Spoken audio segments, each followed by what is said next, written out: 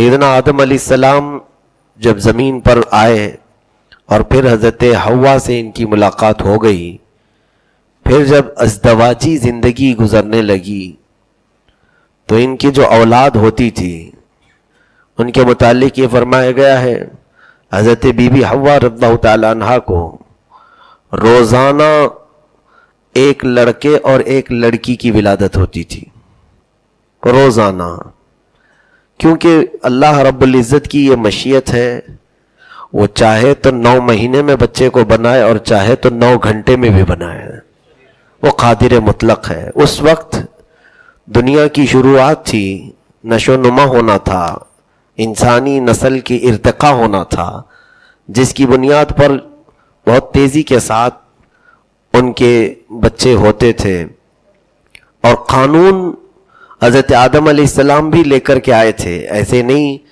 کہ وہ دنیا کے شروع میں تھے تو کوئی قانون نہیں تھا، نہیں، قانون الہی اس وقت بھی وہ ساتھ لے کر کے آئے تھے۔ اور آدم علیہ السلام کوئی عام آدمی نہیں، کوئی عام انسان نہیں، بلکہ وہ اللہ کے نبی بن کر آئے تھے۔ اللہ نے انہیں نبوت عطا فرمائی، وہ دنیا کے سب سے پہلے انسان ہونے کے ساتھ ساتھ سب سے پہلے نبی بھی ہیں۔ ان کی اپنی شریعت تھی، ان کے لا تھے، قانون تھے، ان کے ساتھ آدم علیہ السلام کو کچھ کتابیں بھی دی گئی تھیں۔ تو سیدنا آدم علیہ السلام کی شریعت کے جو قوانین تھے وہ ان کی اولاد کو اس پر عمل کرنا لازم و ضروری تھا۔ ان کی امت کون ہے؟ ان کی اولاد، ان کی اولاد ہی ان کی امت تھی۔ اور روایات بتاتی ہیں کہ تقریباً آدم علیہ السلام 950 سال تک باحیات رہے، اور ایک کتاب کی روایت کے اعتبار سے 1000 سال سے زیادہ آپ کی حیات ہوئی۔ اس وقت آپ کے اولاد میں اولاد ہی نہیں، بیٹے بیٹیاں ہی نہیں، پوتے پوتیاں، نواسے نواسیاں، اس کے بعد بھی پڑ پوتے پڑ نواسے بھی کئی جنریشن چل چکی تھی، اور آپ کی امت آپ کی اولاد تھی۔ ان کی شریعت کا ایک لا تھا، قانون تھا، شادی کیسے کریں گے؟ جب سب ایک ہی باپ اور ایک ہی ماں کے بچے ہیں تو شادی کیسے ہوگی؟ تو شریعت ان کی یہ بتاتی کہ آج کا لڑکا اور لڑکی جو پیدا ہوئے ہیں وہ سگے بھائی بہن ہیں، اور کل جو پیدا ہوا لڑکا اور لڑکی ہے ان میں سے کسی لڑکی سے وہ نکاح کر سکتا ہے۔ یعنی آج ایک لڑکا اور ایک لڑکی پیدا ہوئے تو یہ آپس میں شادی نہیں کریں گے، کیونکہ ان کو سگے بھائی بہن ہونے کا حکم تھا۔ آج پیدا ہونے والا لڑکا کل پیدا ہونے والی لڑکی کے ساتھ نکاح کر سکتا تھا، اور کل پیدا ہونے والا لڑکا آج جو پیدا ہو چکی ہے اس لڑکی کے ساتھ نکاح کر سکتا تھا۔ یعنی نکاح کے لیے سگے اسی دن کے پیدا ہونے والے کے ساتھ نہ ہونے کا حکم ان کے ساتھ تھا۔ اب مسئلہ ایسا ہوا کہ آدم علیہ السلام کے سب سے بڑے بیٹے کا نام حابیل تھا۔ حابیل، حضرت آدم علیہ السلام کے بڑے بیٹے کا نام حابیل تھا۔ حابیل کے ساتھ جو پیدا ہوئی وہ یہودا تھی، اور دوسرے دن جو پیدا ہوئی وہ قابیل، اور اس کے ساتھ جو پیدا ہوئی وہ اقلیمہ تھی۔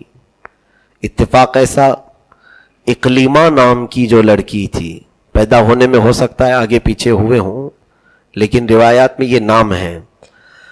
اقلیمہ نام کی جو بیٹی آدم علیہ السلام کی ہوئی وہ بہت خوبصورت تھی، حسین و جمیل تھی۔ تو قانون کے اعتبار سے پہلے دن جو پیدا ہوا ہے حابیل، اس کا نکاح اقلیمہ کے ساتھ ہونا تھا دوسرے دن، لیکن ہوا ایسے کہ دوسرے دن جو پیدا ہوا لڑکا ہے قابیل، وہ خود اپنی سگی بہن سے محبت کر بیٹھا، اور اس کا دعویٰ یہ تھا کہ یہ میرے ساتھ پیدا ہوئی ہے اور میں ہی اس سے نکاح کروں گا۔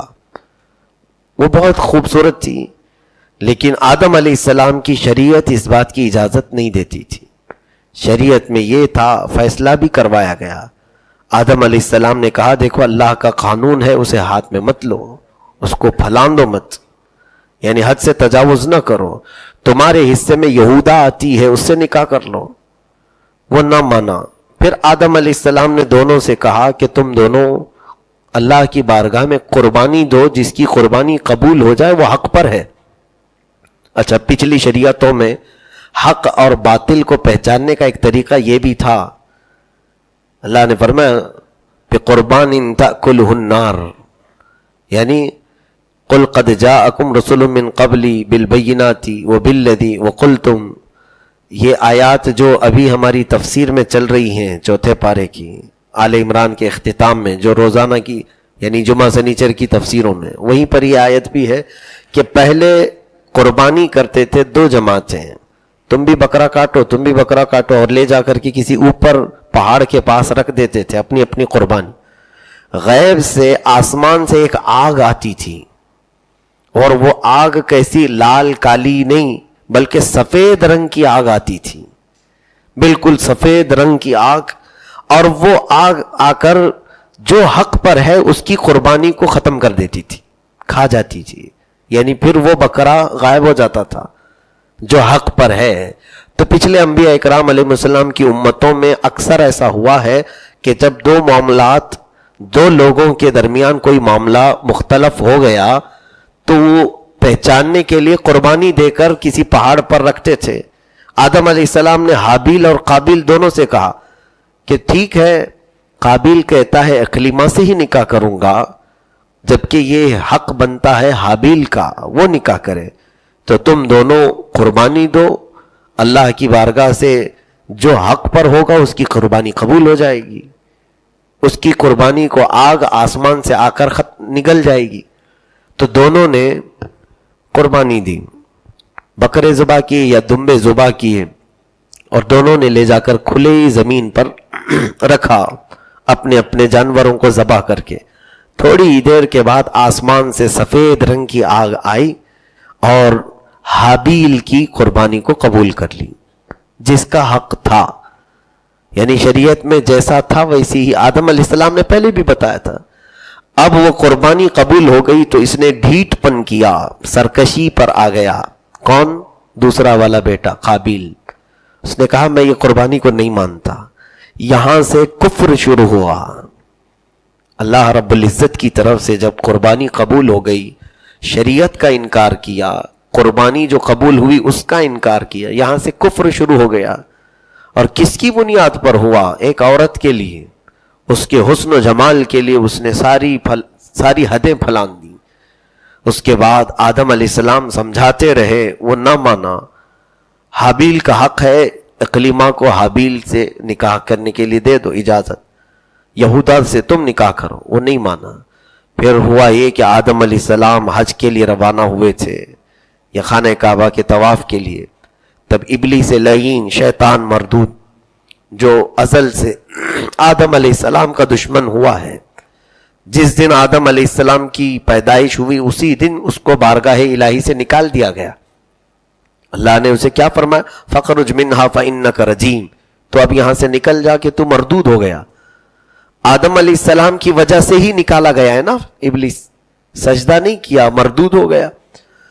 تو اب اس نے جو چیلنج کیا تھا رب تعالیٰ سے کہ میں آدم کی اولاد کو گمراہ کر کے رہوں گا، سیدھے راستے پر بیٹھوں گا، جو بھی اس سیدھے راستے پر آئے گا میں اسے گمراہ کر دوں گا۔ اور یہ کہا اس نے لَأُغْوِيَنَّهُمْ أَجْمَعِينَ، ان کے یعنی آدم کی پوری اولاد کو میں گمراہ کر دوں گا۔ اب وہاں سے اس کا کام شروع ہو گیا۔ حابیل اور قابیل کے درمیان جب اس نے اختلاف دیکھا ایک لڑکی کی وجہ سے، آدم علیہ السلام بھی نہیں تھے، ایک بزرگ کی شکل میں آیا، آ کر کے کہا، قابیل کو چڑھایا بہت کہ اے قابیل تو حق پر ہے، اقلیمہ سے نکاح تجھی کو کرنا چاہیے، اتنی حسین و جمیل اور خوبصورت پری پہ کر اس کو تو چھوڑ دے گا تو کوئی دوسری تیرے حق میں آ جائے گی، زندگی گزارنے والی بات ہے، بہت اسے چڑھایا۔ تو قابیل نے کہا لیکن یہ میرا بھائی مانتا نہیں ہے حابیل، اور شریعت کی بات کرتا ہے، کیا کیا جائے؟ تو ابلیس نے اسے دکھایا کہ ایک طریقہ ہے، بڑا سا پتھر اٹھاؤ اور حابیل کے سر پر مار دو، وہ مر جائے گا۔ اب تک دنیا میں موت نہیں ہوئی تھی کسی کی، موت دیکھا ہی نہیں تھا ان لوگوں نے، صرف ابھی بچے ہو ہی رہے تھے، زندہ ہے ابھی سب۔ تو قابیل کو سکھایا ابلیس نے مرڈر کرنے کا طریقہ، قتل کرنے کا طریقہ. تو حابیل ایک جگہ بیٹھا ہوا تھا، تو یہ قابیل بڑا سا پتھر اٹھایا اور پیچھے سے لے جا کر سر پر دے مارا. سر پر چوٹ لگتے ہی حابیل جگہ پر ہی ختم ہو گیا، اس کی موت جیسے ہو گئی. تو اب اس کو یہ تک معلوم نہیں تھا کہ یہ مردے کے ساتھ کیا کرنا چاہیے، میت کے ساتھ کیا کرنا چاہیے. دنیا کا پہلا قتل ہے اور پہلی موت ہے اور پہلی میت سامنے ہے، آدم علیہ السلام کے بڑے بیٹے حابیل کی. اللہ تعالیٰ اسی واقعے کو اب قرآن میں ذکر فرماتا ہے کہ اس کو یہ معلوم نہیں تھا. فَطَوَّعَتْ لَهُ نَفْسُهُ قَتْلَ أَخِيهِ، یعنی اس کے نفس نے اس کو بھڑکایا یا شیطان نے بھڑکایا اپنے سگے بھائی کا قتل کرنے کے لیے. قتل تو کر دیا لیکن اب کیا کریں سمجھ میں نہیں آیا. تو اللہ فرماتا ہے فَبَعَثَ اللَّهُ غُرَابًا يَبْحَثُ فِي الْأَرْضِ لِيُرِيَهُ كَيْفَ يُوَارِي سَوْءَةَ أَخِيهِ. دو کووں کو اللہ نے بھیجا، کوے کو. ایک کوا دوسرے کوے کو ٹھونک مارتا مارتا نیچے تک لایا. وہ بھی دونوں کووں میں لڑائی ہو رہی تھی، ہو بہو ویسی جیسے ان دونوں نے بھائیوں نے لڑائی کی. کوے لڑتے آئے نیچے، ایک کوے نے دوسرے کوے کو ٹھونک مارتے مارتے ختم کر دیا، دوسرا کوا مر گیا. تو اب اس کوے نے کیا کیا، اپنے پیروں سے زمین کو کھودنا شروع کیا، چھوٹا سا گڑھا بن گیا. تو اس کوے کو ڈھکیل کر اس گڑھے میں ڈال دیا اور اس پر کوے نے مٹی بند کر دی، مٹی لگا دی. تو یہ دیکھا قابیل نے اور پھر کہتا ہے قال یا ویلتا اعجزت ان اکون مثل هذا الغراب فاواری سوءۃ اخی. کہتا ہے افسوس میں اس کوے کی طرح بھی نہیں ہو سکا کہ اپنے بھائی کی لاش کو کیسے چھپاؤں، کوے نے مجھے سکھایا.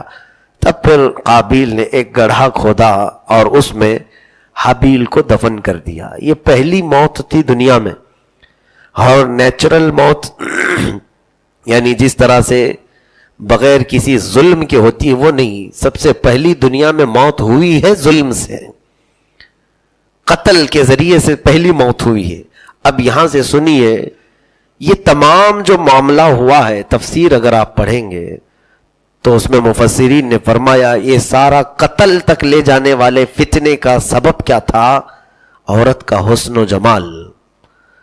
عورت کے حسن و جمال پر وہ ایسا فریفتہ تھا کہ اسے اپنے سگے بھائی کی بھی کوئی اس کی محبت یاد نہ آئی، اس نے بڑے پتھر سے قتل بھی کر دیا.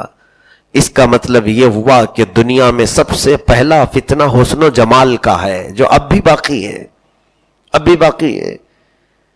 آج بھی دنیا جن چیزوں کے ارد گرد گھوم رہی ہے وہ یا تو مال ہے، یا تو عورت کا حصول ہے، یا پھر اپنی شہوت کی مکمل تکمیل کرنا.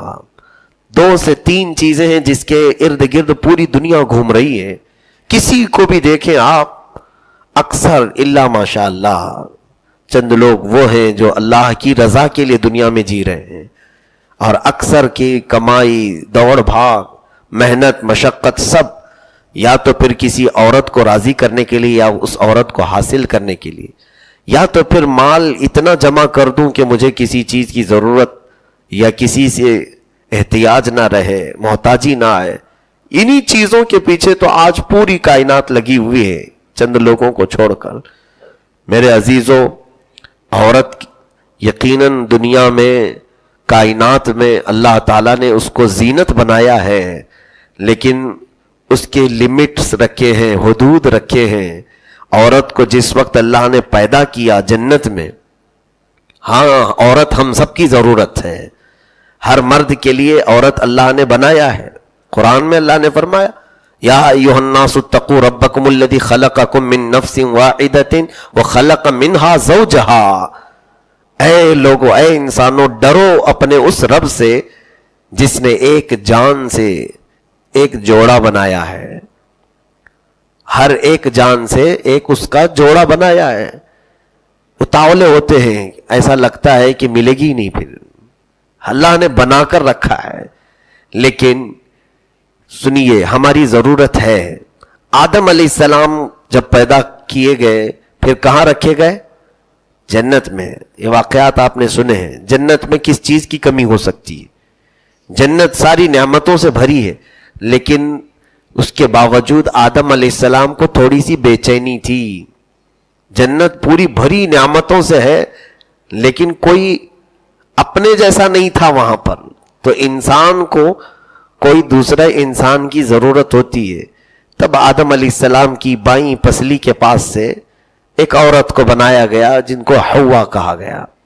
حضرت حوا خوبصورت تھیں. دنیا کی حسین عورتوں میں حضرت حوا کا نام آتا ہے. جنت میں پیدا ہوئی ہیں. یہاں سے اندازہ کرو کہ عورت وہ مخلوق ہے جس کو اللہ نے جنت میں بنایا ہے، جنت میں پیدا کیا ہے. لیکن جب وہ بن کر کے ریڈی تیار تھیں، آدم علیہ السلام سامنے اپنی شکل والی ایک عورت کو دیکھا، یعنی انسان کو دیکھ رہا ہے، تو فوراً بڑھنے کی کوشش کی کہ اس عورت کو ہاتھ لگاؤں. اللہ رب العزت کی طرف سے یہی لمٹ متعین کر دیے گئے. جنت میں لمٹ رکھی گئی. کیا ہے؟ حد اللہ نے بنا دی. اے آدم چھو نہیں سکتے ابھی اس عورت کو، حوا کو ابھی تم چھو نہیں سکتے. ایک عورت ہے، ایک مرد ہے، کل تو ان کی ہی ہونی چاہیے نا. کوئی اور تو ہے نہیں، وہ دوسرا مرد تو ہے نہیں. آدم ہی کے لیے بنائی گئی تھی، لیکن پھر بھی حکم آ رہا ہے کہ تم چھو نہیں سکتے. پوچھا اے مولا پھر میرے لیے کیسے حلال ہوگی؟ رب نے فرمایا اس کا مہر ادا کرو، مہر ادا کرو. قانون بنایا گیا نکاح کا، اور مہر دینے والا قانون یہ دنیاوی نہیں ہے، یہ جنتی قانون ہے. آج بھی جو ہم اپنی عورتوں کو مہر دیتے ہیں نکاح میں، جنتی قانون ہے. اب وہاں پر مہر کیا دیں؟ آدم علیہ السلام نے رب تعالیٰ سے پوچھا مولا میں مہر دوں کیا چیز؟ کون سی چیز میرے پاس ہے یہاں پر میں مہر دوں؟ سب تو نعمتیں جنتی ہیں. اللہ رب العزت نے فرمایا، یہ تفسیر ساوی میں بھی ہے، شیخ عبدالحق محدث دہلوی رحمۃ اللہ علیہ نے مدارج النبوہ میں بھی لکھا ہے. اللہ کا حکم ہوا اے آدم تیری اولاد میں اخیر زمانے میں میرا ایک محبوب نبی پیدا ہوگا. پہلے سے متعین تھا، تیری اولاد میں میرا ایک محبوب نبی پیدا ہوگا. اے آدم اس نبی پر تم 20 بار درود بھیجو، یہ ہوا کا مہر ہو جائے گا. یعنی ہماری ماں کون ہے؟ حضرت ہوا. ہمارے باپ آدم. ہماری ماں ہمارے باپ کے لیے حلال ہوئی بھی ہے تو درود کی برکت سے، درود پاک کی برکت سے وہ حلال ہوئی. ہاں آدم علیہ السلام کو حکم ہوا مہر دینے کا، اور آپ نے مہر ادا کیا. اس کے بعد حضرت حوا حلال ہوئی. بتانا یہ چاہتا ہوں کہ جنت میں رکھنے کے بعد بھی رب تعالیٰ نے قانون بنائے ہیں. قانون وہاں پر بن کر کے آئے، اور دنیا میں آنے کے بعد بھی میرے عزیزو عورت اللہ رب العزت نے یقیناً کائنات میں زینت کی شکل میں بنایا ہے. وہ کائنات کا رنگ ہے. اقبال نے کہا ہے وجود زن سے ہے تصویر کائنات میں رنگ. عورت کے وجود سے کائنات کی تصویر میں ایک اچھا رنگ ہے، لیکن اس رنگ کے چھونے کے، استعمال کرنے کے آداب، سلیقے، طریقے شریعت نے رکھے ہیں. اور ایسی ہی ہے کہ تتلی دور سے اچھی لگتی ہے، چھو لو تو اس کا رنگ نکل جاتا ہے. اسے پھولوں کے ارد گرد منڈلاتے ہوئے دیکھو تو اچھی لگتی ہے. اسی طرح سے عورت کے متعلق ہم یہ کہتے ہیں کہ یوں سمجھ لیں کہ عورت اس ریل کی طرح ہے جو پٹری پر ہے. جب تک وہ پٹری کے اوپر ہے، لائنز کے اوپر ہے، ہزاروں لوگوں کو اپنے اوپر سوار کر کے ایک منزل سے دوسری منزل تک لے جاتی ہے. جہاں پٹری سے ایک پہیا بھی اتر گیا تو جتنے اس پر سوار ہیں سب کی جان ہلاکت میں آتی ہے. عورت اسی طرح سے اس لمٹ پر اگر رہتی ہے تو ہزاروں لوگ اس سے نفع حاصل کرتے ہیں. اس کی اولاد، اس کی نسلوں میں اللہ تعالیٰ برکتیں بانٹتا ہے. لیکن جہاں یہ خیر سے شر کی طرف نکل گئی تو پھر تباہی اور بربادی کا ذریعہ بھی بن جاتی ہے. ہزاروں لوگوں کے ایمان ختم ہوئے حسن و جمال کے پیچھے. کئی متقیوں کا تقوی بھسم ہو گیا عورت کے پیچھے. کئی عبادت گزاروں کی عبادتوں میں خلل پیدا ہو گیا عورت کی وجہ سے. میں ساری عورتوں کے متعلق نہیں کہتا. مرد اگر یہ سوچتا ہے کہ میرے لیے دنیا میں عورت کا حاصل کرنا ہی سب سے بڑا کمال ہے تو یہ غلط فہمی ہے اس کی، یہ خام خیالی ہے۔ میرے عزیزو، اللہ رب العزت کی بارگاہ میں یہ دعا کرو، ربنا آتنا فی الدنیا حسنہ وفی الآخرۃ حسنہ۔ اس دعا کے متعلق مفسرین نے فرمایا جب تم کہو گے ربنا آتنا فی الدنیا حسنہ، اے ہمارے رب دنیا میں جو سب سے اچھی چیزیں ہیں وہ مجھے عطا کر، دنیا میں جو سب سے اچھی چیزیں ہیں مجھے عطا کر۔ تفسیر میں لکھا ہے دنیا کی سب سے اچھی چیز نیک بیوی کا مل جانا، خیر متاع الدنیا المرأۃ الصالحہ، نیک عورت کا مل جانا دنیا کی سب سے اچھی چیز ہے۔ یہ صرف ربنا آتینا بھی پڑھتے رہو گے تو نیک بیوی بھی ملے گی، نیک ہی نہیں خوبصورت بھی ملے گی، خوبصورت ہی نہیں خوبصیرت بھی ملے گی، اس لیے کہ آیت کا جو مفہوم ہے وہ طویل ہے۔ ہاں، میں بچوں سے بھی، جوانوں سے بھی، سب سے جن کی شادیاں نہیں ہوئی، ربنا آتینا فی الدنیا پڑھتے رہو، اچھی بیوی ملے گی۔ ہاں، اپنے طرف سے اگر ربنا آتینا فی الدنیا کی بجائے آپ یہ سمجھتے ہیں کہ میرے لیے عورت صرف فیس بک سے ملے گی یا پھر سوشل میڈیا سے ملے گی، تو پھر وہ حسنہ میں سے نہیں ملے گی، وہ نہیں ملے گی جس سے تمہارے شرمگاہوں کی حفاظت ہو، وہ نہیں ملے گی جو زندگی میں تمہیں سیراب کر سکے، جس سے تمہارا ایمان کمپلیٹ ہو، جس سے تمہارے گھر آباد ہو، بلکہ پھر تمہارے خواہشات کے مطابق۔ اللہ فرماتا ہے انا عند ظن عبدی بی، میرا بندہ میرے بارے میں جیسا گمان کرتا ہے میں اس کے ساتھ ویسا ہی سلوک کرتا ہوں۔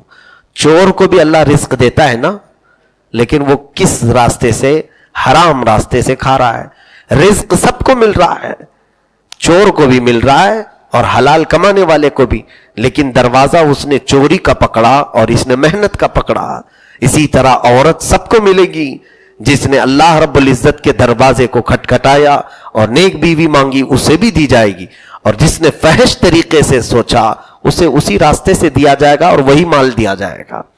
اس لیے میرے عزیزو، کل زندگی عورت کے پیچھے خرچ کرنا نہیں ہے، ہماری پوری محنتیں، بلکہ بہت سارے نوجوان اسی فکر میں اپنے دن و رات گزارتے ہیں، اسی فکر میں ان کی محنتیں۔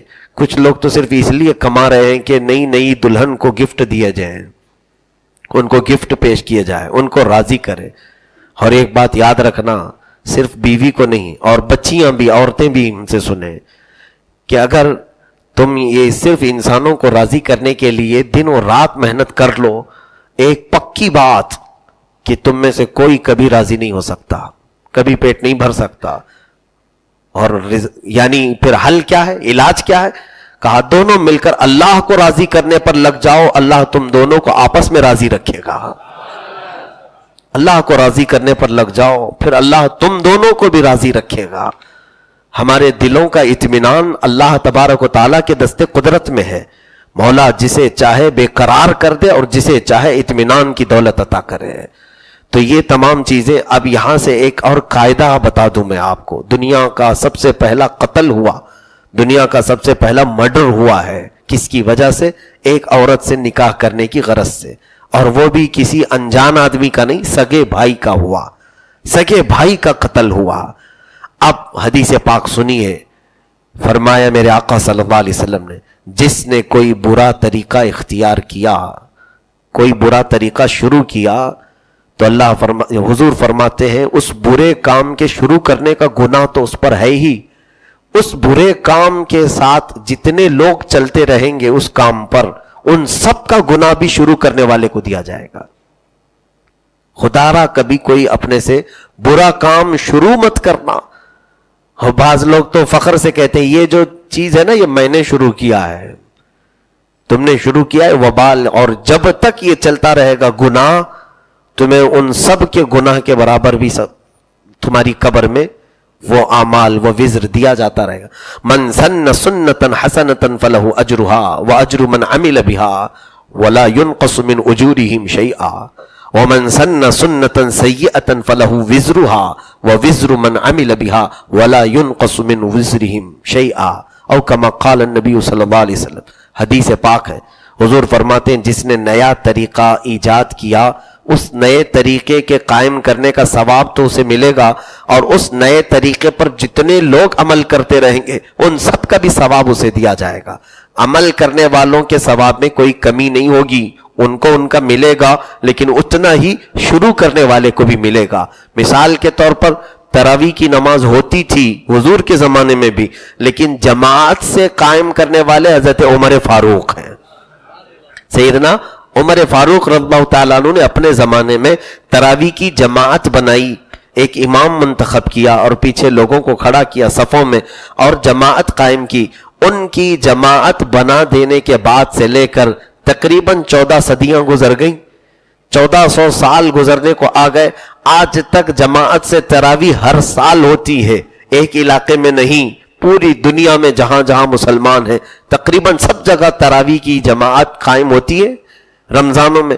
تو اب اندازہ کرو عمر فاروق رضی اللہ تعالیٰ عنہ نے جماعت شروع کیا تھا، شروع کرنے کا تو ثواب ہے ہی، کروڑوں مسلمان جو جماعت سے پڑھتے ان سب کا ثواب عمر فاروق کو ملتا رہے گا رضی اللہ تعالیٰ عنہ۔ سیدنا عمر فاروق رضی اللہ تعالیٰ عنہ نے ایک کام شروع کیا اور اس پر جتنے عمل کر رہے ہیں اس کا سب ثواب، قیامت تک جو بھی عمل کریں گے وہ ثواب تو ملتا رہے گا، لیکن یہ ٹینشن نہ لیں کہ ہم کو ملے گا کہ نہیں ملے گا، ہم کو سب ملے گا اور ہمارے ثواب کے برابر ہی ان کو بھی ملے گا۔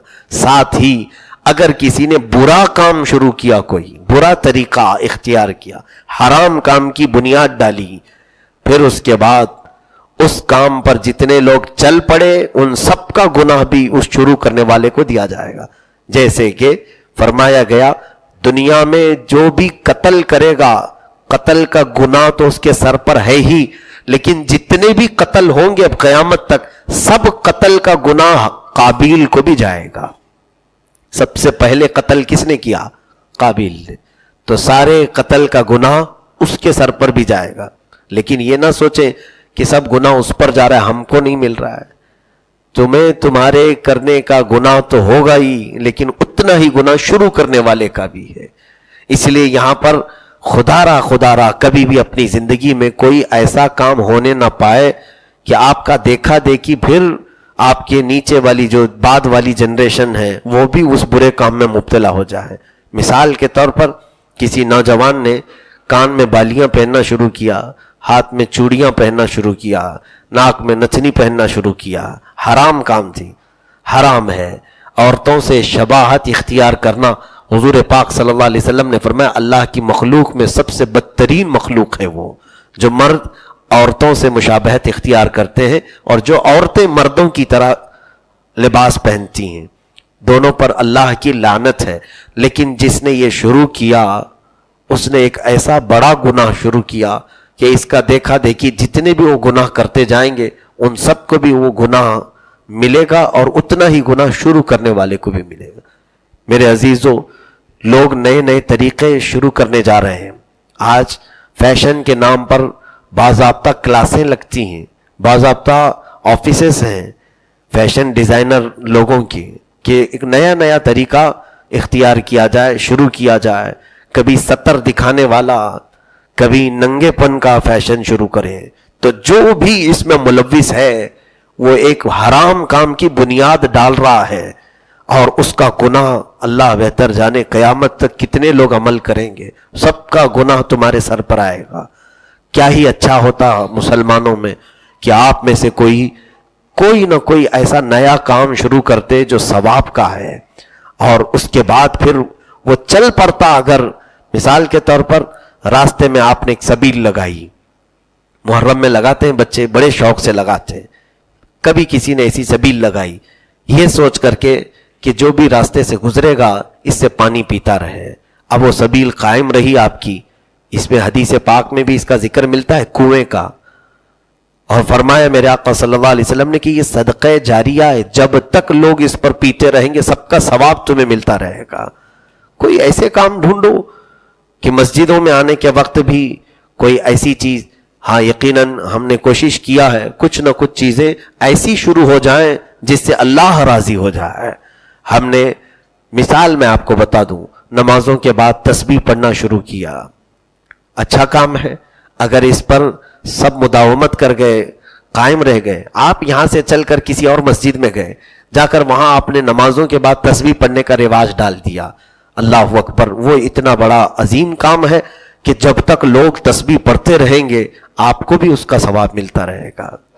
تو یہ طریقہ ہے کہ ہم سے کوئی ایسا کام صادر ہو جائے جو نیکی کا ہو اور اللہ اس سے راضی ہو. برے کام کو شروع کرنے سے اللہ کی بارگاہ میں ڈریں. یہ تھے حابیل اور قابیل کے معاملہ.